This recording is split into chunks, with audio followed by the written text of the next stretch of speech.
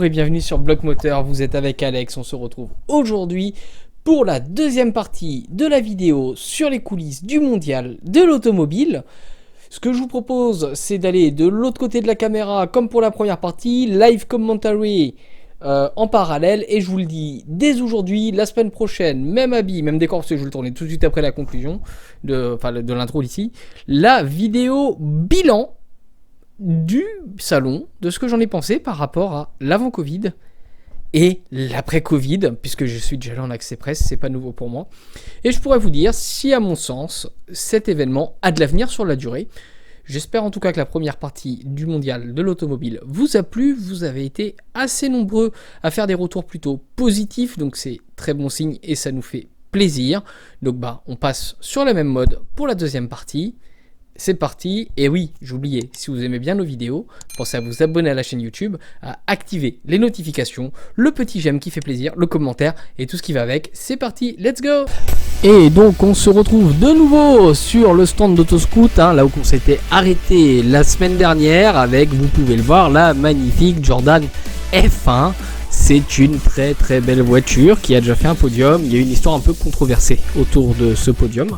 Petit passage chez Mini, alors vraiment rapide parce qu'il n'y avait rien d'extraordinaire, mis à part du SUV un peu partout, à mon grand désespoir. Ford ont un peu plus joué le jeu. Bon là, une première partie, et après on va arriver sur la partie de la Mustang. Donc là on est un peu sur le côté américain.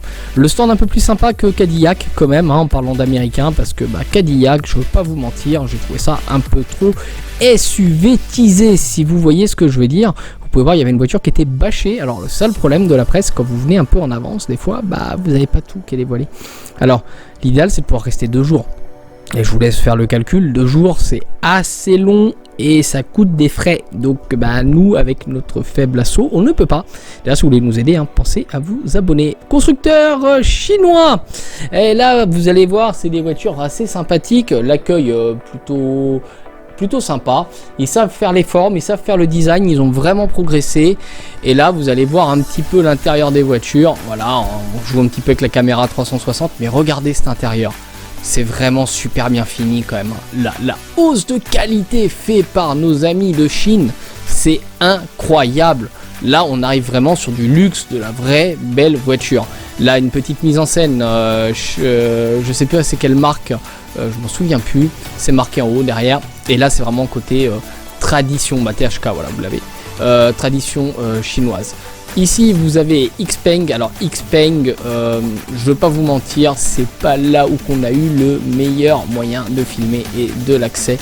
Les vigiles parlaient français comme ça les arrangeait et on ne pouvait pas spécialement y accéder facilement.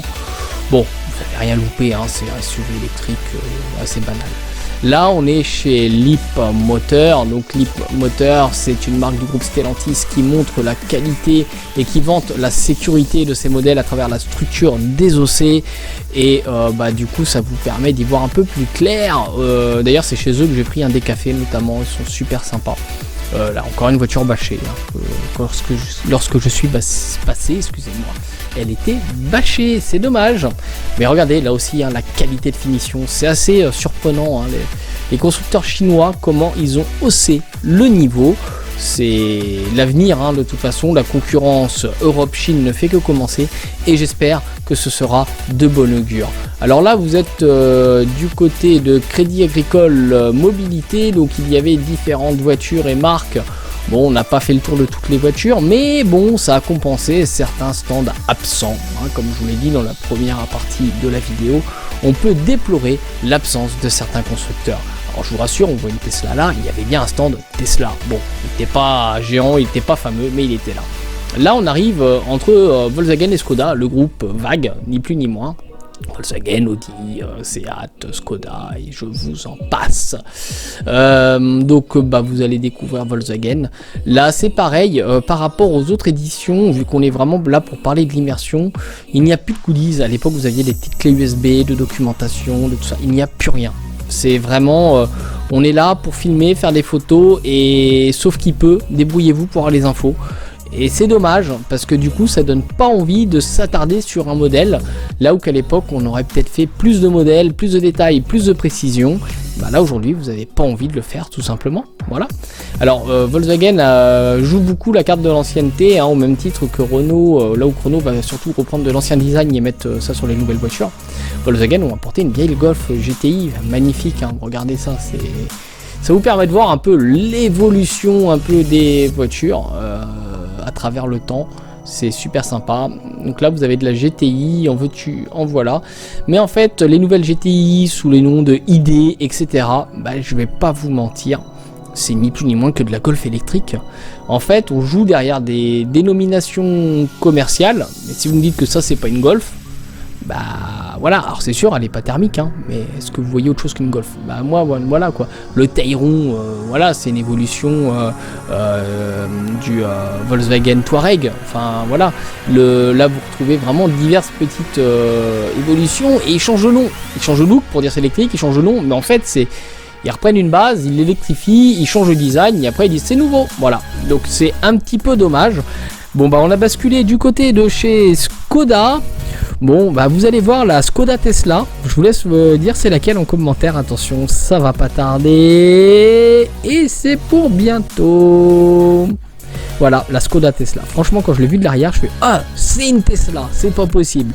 Et ben en fait quand vous allez voir l'avant vous allez vous dire ah ouais non c'est pas une Tesla de l'avant, mais alors l'arrière je sais pas combien il y a de similitudes sur les lignes, mais il y en a plus d'une, hein. Franchement moi à mi-perdre entre les deux. Donc voilà pour la partie Seat.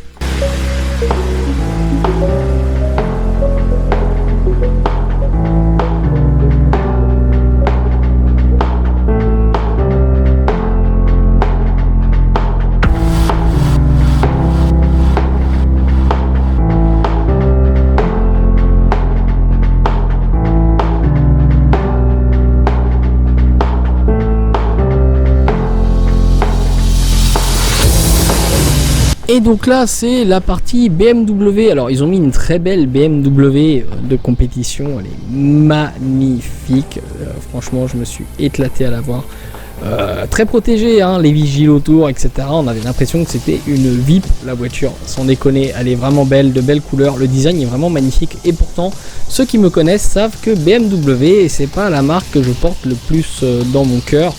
Alors là vous avez leur modèle électrique. Alors, sans déconner, je n'aime pas leur nouvelle calandre. On dirait des dents de castor, le bordel. C'est à mon sens moche. Le design est très carré, très... Ouais, je sais pas. Vous aimez ou vous aimez pas? Moi perso, j'aime pas du tout. Et pourtant, j'aime bien les voitures allemandes, hein.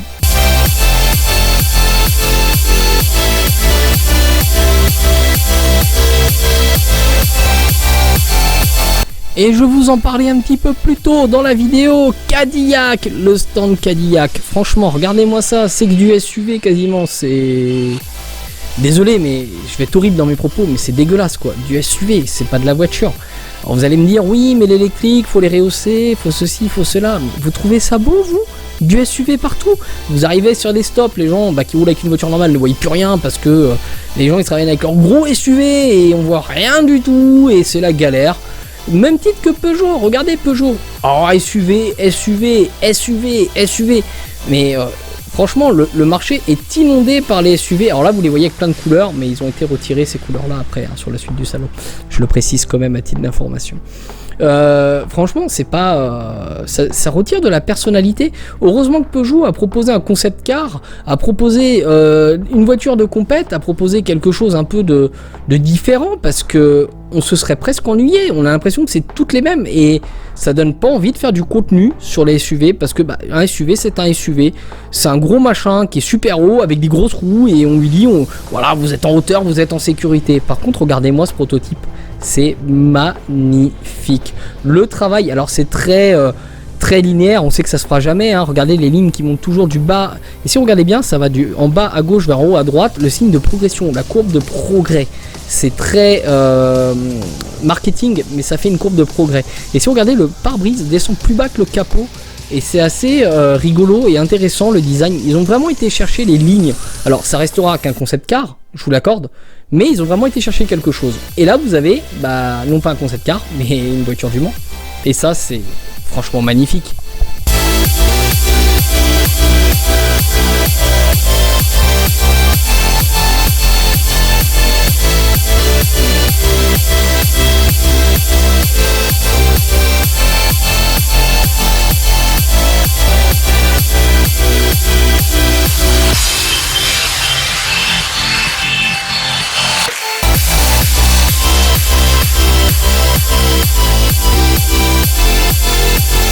Alors pour la partie Dacia, vous m'excuserez, je me suis pas attardé, hein, mais vous avez un gros 4x4 Dacia, puis ensuite un Bigster caché sous une bâche, donc il a été présenté après. Mais voilà, il n'y avait rien d'extraordinaire. Et là on arrive chez Audi, les amis de Volkswagen et de Skoda notamment. Bon, ils ont joué le jeu, ils ont mis de la belle voiture aussi, c'est sympa, beaucoup d'électrique, mais il y avait quand même, en dehors de tous ces SUV à la chaîne, il y avait quand même un peu de voitures sympa. Bon, c'est dans l'air du temps malheureusement, va falloir s'y faire, c'est parti pour un effet de mode. Je vous rassure, ça va pas durer, hein. La mode du SUV va passer aussi vite qu'elle arrive. Quand on parle d'écologie, qu'on produit des véhicules qui sont hyper lourds et qui consomment plus et qui font de la poussière de frein et de l'usure de pneus prématurée, ça ne va durer qu'un temps, c'est une évidence. Il faut juste être patient et on va bientôt revenir aux vraies voitures.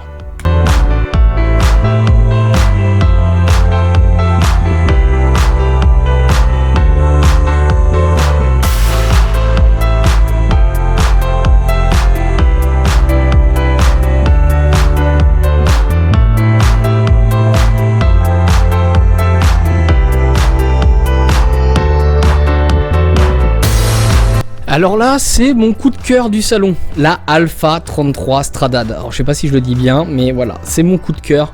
C'est vraiment, à mon sens, la plus belle qui a été proposée. Non pas le plus beau stand, mais c'est la plus belle des voitures qui a été proposée. Et là, bah, j'ai envie de vous dire, elle est franchement sympa, quoi. Moi, je me suis éclaté à faire 2-3 vidéos dessus. Elle a vraiment un beau look, elle a un petit peu de Ferrari dans l'air. Moi qui suis très italien, Ferrari, voilà. Je la trouve vraiment magnifique, niveau design, niveau tout. Elle est super bien finie. Très belle voiture, là aussi. Et là, on arrive sur le début d'un des meilleurs stands, sans déconner, enfin meilleur stand qui a été éclaté sur plusieurs pavillons, la meilleure marque du salon, franchement je leur tire mon chapeau et je les félicite, c'est Renault. La mise en scène autour de la R4, donc la 4L, elle est vraiment magnifique. Le petit scooter, la petite voiture, la caravane qui va bien et l'avion, mais dites-moi elle n'est pas dévoilée. Bon, je vous spoil ou pas? Elle va être dévoilée juste un petit peu après et je vous laisse donc en musique découvrir ça.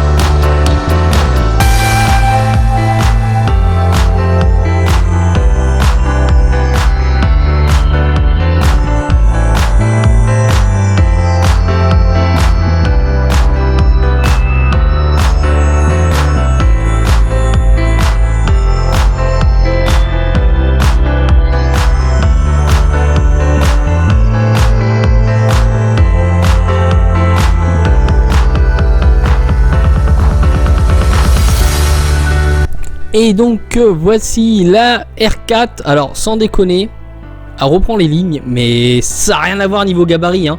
Bon, c'est une voiture électrique, hein, donc les batteries, ça prend de la place, etc. Elle est plus haute, elle est plus grande, elle est plus large. Elle fait le gabarit d'une grosse Clio ou d'une Zoé, certains diront. Certains diront que c'est ni plus ni moins qu'une base de Zoé, d'autres diront que c'est une grande nouveauté. L'intérieur néanmoins est pas si mal, et si vous regardez bien, vous verrez des similitudes entre la R5 que vous voyez ici présente. Là, on est vraiment sur le stand officiel Renault. La R5 et le reste des voitures Renault. Ils ont vraiment fait un boulot sur le design, sur la finition, sur le look un peu rétro, récent. Et c'est un mix qui est plutôt réussi. On aime ou on n'aime pas, je vous l'accorde. Mais il y a quelque chose. Il y a quelque chose dans l'idée. Mais si vous regardez bien les voitures, sans déconner, on n'est plus sur de la petite voiture. Visuellement, on dirait qu'elles sont petites. Mais en fait, reprenez les codes sur internet, les gabarits. Et vous allez voir que c'est trompeur. Le nom n'est pas forcément en adéquation avec la taille de la voiture, hein.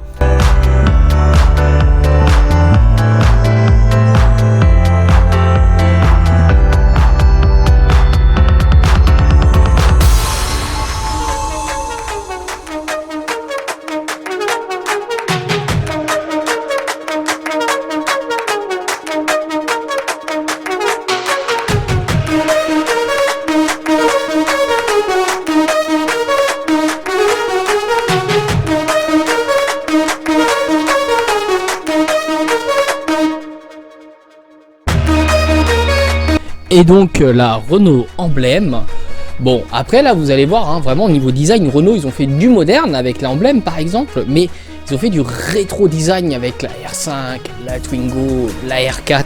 On aime ou on n'aime pas, mais l'esprit est là. Celui qui me dit c'est pas une Twingo en voyant la Twingo, elle ressemble pas à une Twingo, franchement faut vraiment le vouloir quoi. On voit clairement que c'est une Twingo, enfin les formes on rappelle clairement la Twingo. Et Renault ils ont fait un énorme travail, ils ont recruté des ingénieurs designers qui ont fait un boulot très poussé, très développé, très recherché pour proposer quelque chose qui allie à la fois sécurité, passion et ancienneté. Et là où c'est intéressant, c'est que la firme française veut vraiment changer l'image de l'électrique. Alors là, vous retrouvez une R5 qui n'était pas sur le stand Renault, mais sur le stand Mobilize. Alors, ce stand-là, c'est un stand d'une filiale Renault, en fait, ni plus ni moins. C'est pour ça que je vous dis que Renault occupait beaucoup d'espace. Pourquoi je suis au courant? Parce qu'on connaît quelqu'un avec qui on a eu des échanges sur les réseaux sociaux par rapport à cette marque-là. Et je vais y arriver à m'exprimer. Je vais dire Merck, ça n'existe pas, Merck. Alors là, vous retrouvez toujours Renault et ses modèles les plus variés les uns que les autres.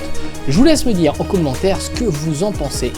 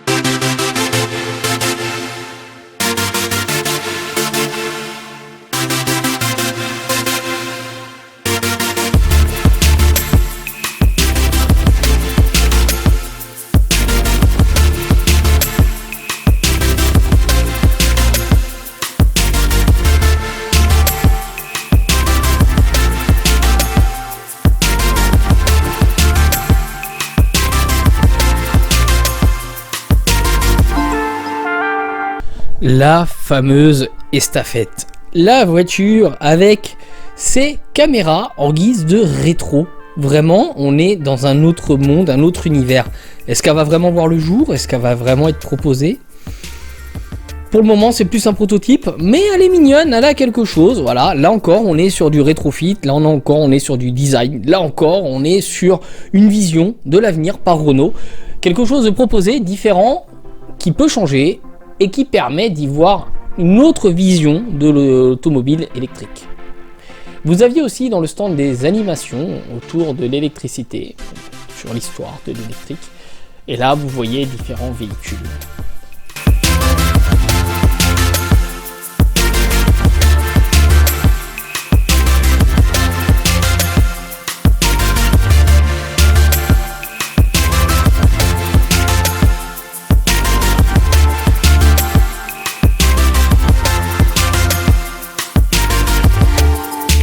Et donc on passe désormais sur un petit tour accéléré rapide du salon comme ça, avec un exemple d'aller dès le matin en journée presse pour vous montrer vraiment l'ambiance. C'est donc sur ces dernières images qu'on va se quitter dans quelques minutes maintenant. Vous allez vous retrouver juste après ce rush là la conclusion de la vidéo tournée sur place. Par contre, ce que je peux vous dire d'avance, c'est que la semaine prochaine, on se retrouve pour une vidéo bilan du mondial de l'automobile. Je vais réussir à m'exprimer, décidément, j'ai un peu de mal aujourd'hui. J'espère que ça vous a plu. N'hésitez pas à vous abonner si vous aimez notre contenu, à liker, à commenter et à partager. Bien entendu, ça nous fera un grand plaisir. C'est donc avant le stand Renault que je vais clôturer cette vidéo. Renault qui est vraiment la marque phare de ce mondial, je dirais, selon moi. On regarde tout ce qui a été accompli, on regarde tout ce qui a été présenté. C'est une marque qui a fait beaucoup de nouveautés, qui a pris beaucoup de place sur les stands. On note quand même l'absence de Ferrari par exemple, Lamborghini, Maserati ou d'autres grandes marques. Quelques pavillons moins que ce que moi j'ai connu.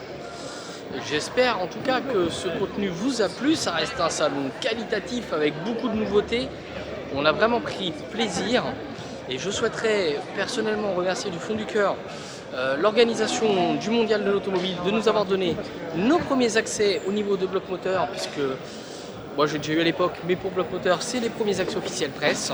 On espère que ce contenu vous a plu, que vous avez découvert de belles voitures, la nouvelle Twingo, la R17, la R5, la R4, la 33 de chez Alpha, les marques chinoises aussi, ou bien encore la nouvelle Ami qu'on a vaguement vue en présentation, que vous avez surtout vu le côté journalistique préparatif de ce mondial.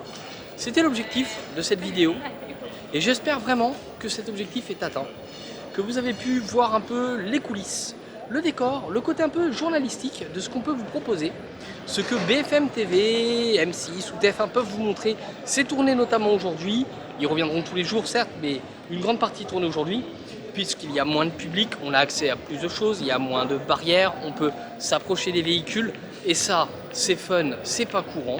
Nous, on se retrouve la semaine prochaine pour une nouvelle vidéo sur Bloc Moteur. Et bah, vous savez quoi? On va demander à tous ceux qui ont bien aimé la vidéo, s'ils veulent bien, de s'abonner à la chaîne YouTube, d'activer les notifications, de faire un petit pouce, un petit commentaire. Et puis surtout, bah, portez-vous bien et restez à Bloc Moteur.